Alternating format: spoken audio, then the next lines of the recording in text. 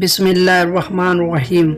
حضرت یوسف علیہ السلام کے بھائی مصر میں جب قحط عام ہوا اور گرانی بڑھی تو عراق اور شام تک کے لوگ غلے کے لیے پریشان ہوئے۔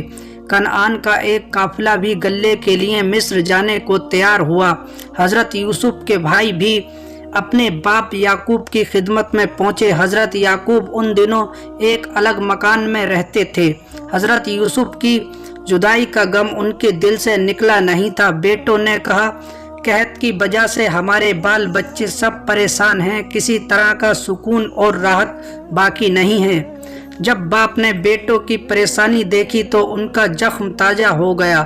پھر انہوں نے کہا، آخر تمہاری پریشانی کا علاج کیا ہو سکتا ہے؟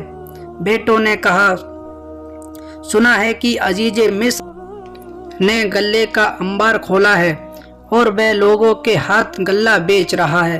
اگر حکم ہو تو ہم بھی اس کے پاس جائیں اور جو کچھ تھوڑی بہت پونجی ہے اسے پیش کر کے کچھ غلہ حاصل کریں تاکہ بال بچوں کے جان با تن کا رشتہ باقی رہ سکے۔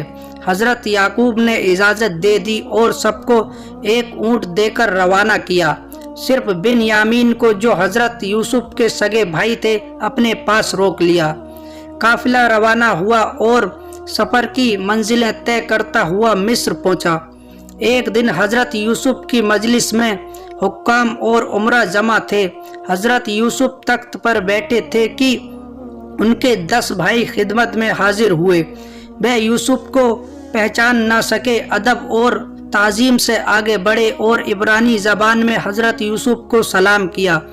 حضرت یوسف نے اسی زبان میں ان کو جواب دیا۔ بھائیوں کی خستہ حالی دیکھ کر حضرت یوسف بہت حیران ہوئے۔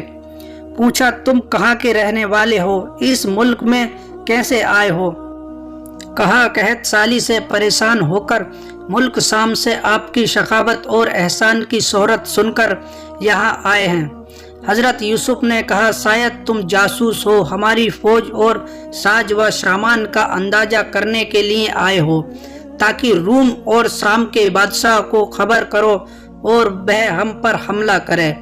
بھائی بولے، خدا کی پناہ، ہم جاسوس نہیں ہیں، ہم پیغمبر کے بیٹے ہیں، ہمارے باپ دادا کے رتبے بلند ہیں۔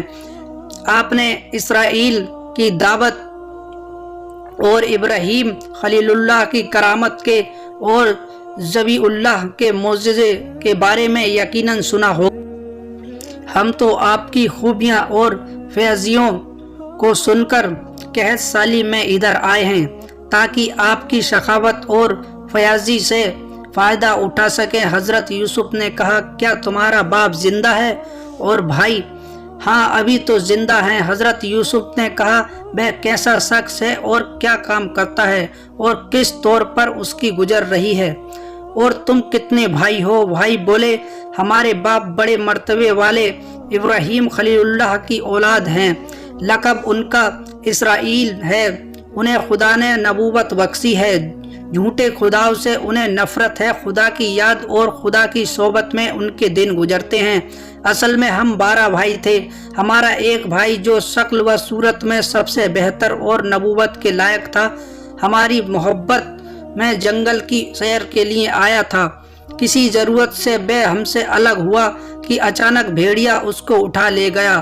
ہمارے باپ نے اس کے غم میں گوشہ گیری اور تنہائی اختیار کر لی ہے۔ اس کے حقیقی چھوٹے بھائی کو اپنے پاس رکھ کر اپنے غم کو بھلانے کی کوشش کرتے ہیں۔ حضرت یوسف نے فرمایا، کیا کوئی ہے جو تمہاری سچائی کی گواہی دے اور تمہیں جو اپنا حسب نسب بیان کیا ہے اس کی تصدیق بیان کرے؟ روئل نے کہا، ہم شام کی زمین میں آمین اور مسلم ہیں اور ہمارا حسب نسب اور خاندان جانا پہچانا اور مشہور ہے۔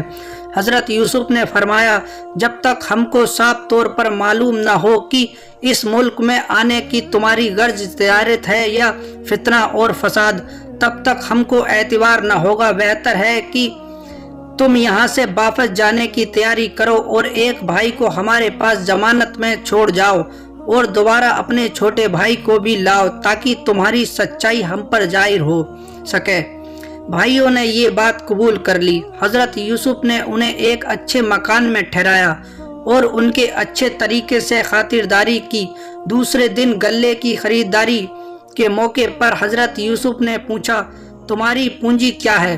جو کچھ بے لائے تھے ظاہر کیا۔ حضرت یوسف نے کہا، تمہاری پونجی تو خزانے کے لائق نہیں ہے، لیکن بازار میں جو اس کی قیمت ہوگی ہم اس سے 2 گنا غلہ تمہیں دیں گے۔ پونجی 2 دینار ٹھہری۔ حضرت یوسف نے ہر ایک بھائی کو 1 اونٹ گیہوں کا لدوا دیا اور جو قیمت بڑھ رہی تھی اسے معاف کر دیا۔ بھائیوں نے قرہ ڈالا جو شمعون کے نام نکلا، اس لیے ضمانت میں شمعون کو ہی مصر میں ٹھہرنا پڑا۔ رخصت ہونے کے وقت حضرت یوسف نے بھائیوں سے کہا، اگر تم اپنے چھوٹے بھائی کو لاؤ گے تو اس کو بھی اسی طرح گیہوں دیں گے، نہیں تو تم کو اب کچھ بھی نہ ملے گا۔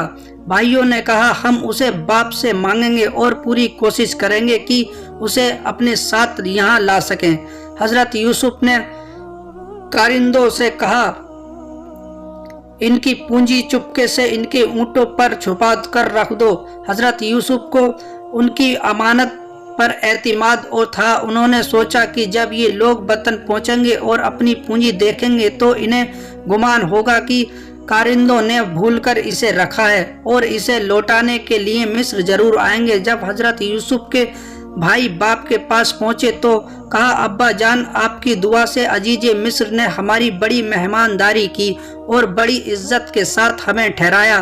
جب آپ نے شمعون کے بارے میں پوچھا کہ وہ کہاں ہے تو بھائیوں نے پورا واقعہ بیان کر دیا۔ جب حضرت یوسف کے بھائیوں نے بوجھ کھولا تو اپنی پونجی جیوں کی تیوں اس میں رکھی پائی تو انہوں نے کہا، ابا جان، ہم نے آپ سے غلط نہیں کہا تھا۔ عزیز مصر کے اخلاق کا حال دیکھیے کہ ہماری پونجی بھی واپس بھیج دی۔ حضرت یعقوب نے عزیز کو دعا دی لیکن شمعون کے نہ آنے پر فکر مند ہوئے۔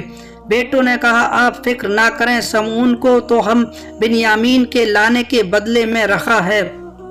اب ہم بنیامین کو ساتھ لے جائیں گے اور جیسا حق ہے اس کی حفاظت کریں گے اور غلہ بھی زیادہ لائیں گے، ورنہ عزیز مصر ہم کو اب غلہ نہ دے گا۔ حضرت یعقوب نے فرمایا، تمہاری بات کا کیا اعتبار؟ کیا یوسف کے حق میں اس سے زیادہ تاکید نہیں کی تھی؟ جب بیٹوں نے بہت عاجزی کی تو فرمایا کہ تم قسم کھاؤ کہ اپنے وعدے کو پورا کرو گے۔ اس پر 2 بیٹوں نے قسم کھائی اور کہا، جہاں تک ممکن ہوگا کوئی کوتاہی نہ کریں گے۔ تب آپ نے ان کی قسم قبول کی اور کہا، خدا سب سے بہتر حفاظت کرنے والا ہے، اور بنیامین کو ساتھ لے جانے کی اجازت دے دی اور بیٹے کو تاکید کی کہ مصر میں ایک دروازے سے سب کے سب داخل مت ہونا بلکہ الگ الگ دروازوں سے شہر میں جانا۔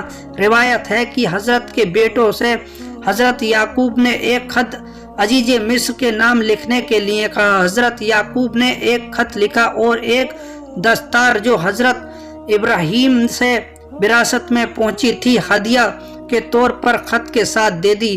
جب یہ لوگ مصر پہنچے تو باپ کی نصیحت کے مطابق الگ الگ دروازوں سے شہر میں داخل ہوئے اور شمعون کی مہمان گاہ میں پہنچے۔ شمعون نے مہمانداری کی اور عزیز مصر کی عنایتوں کا ذکر کیا۔ جب صبح ہوئی تو 11 بھائی عزیز مصر کے دربار میں پہنچے۔ جب حضرت یوسف کو خبر ہوئی کہ عبرانی بھائی آئے ہیں اور حضرت یعقوب کا تحفہ لائے ہیں تو پھر تو شادی سے ہوا رخ اس کا روشن ہو جیسا گل بہار سے گلشن۔ فرمایا، نہایت عزت اور احترام سے بٹھا اور پھر حضرت یوسف نے بھائیوں سے حضرت یعقوب کا حال پوچھا۔ بھائیوں نے کہا، پہلے تو وہ اپنے غمگین دل کو بنیامین سے تسلی دیتے تھے اور اپنے بچھڑے ہوئے بیٹے کے غم کو اس طرح سے بھولنے کی کوشش کرتے تھے، اب نہیں معلوم ان کا کیا حال ہوگا۔ اس کے بعد انہوں نے حضرت ابراہیم کا دستار اور یعقوب کا خط حضرت یوسف کی خدمت میں پیش کیا۔ اس سے حضرت یوسف بہت خوش ہوئے اور اس سے تبرک اور رسالت کا تحفہ سمجھا۔ جب کھانے کا وقت ہوا اور کھانا چنا گیا تو حضرت یوسف نے پردے میں تشریف لے جا کر حکم دیا کہ ایک دسترخوان پر 2 بھائی بیٹھیں۔ اس حکم کے مطابق 2 بھائی ایک دسترخوان پر کھانے کے لیے بیٹھ گئے اور بنیامین اکیلا رہ گیا۔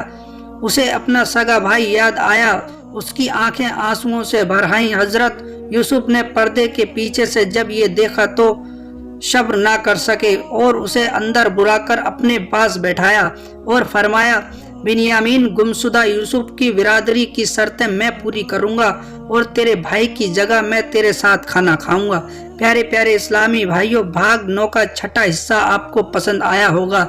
جلد ہی انشاءاللہ بھاگ 9 کا 7واں حصہ بھائیوں کا قافلہ لے کر حاضر ہوں گے۔ خدا حافظ۔